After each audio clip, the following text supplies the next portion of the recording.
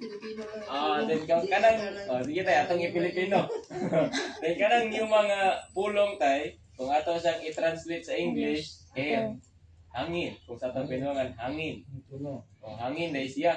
So karon kay espiritu naman siya, malahangin na dahil siya. Then unsay kinaiya sa Ako magkuha na espiritu sa nang gasolina, espiritu na sa gasolina kay kanang murag multo kaya na. Dili po lahi po na. Sige. Kita naman nato kay madugay ta. Sige.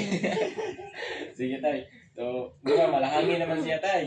Then ang kinaiya sa hangin, bisan pag unsa ka gamay sa buslot, makasulod yun ang hangin. Makasulod ang hangin. Munang karon kay malahangin naman siya, Di bisan pag masulod, palit man kay mo ng bagyo naman.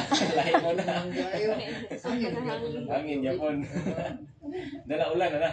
Dala ulan. Bagyo man ang madugay, basta di masulod, maglangon. Dako na lang ang hangin.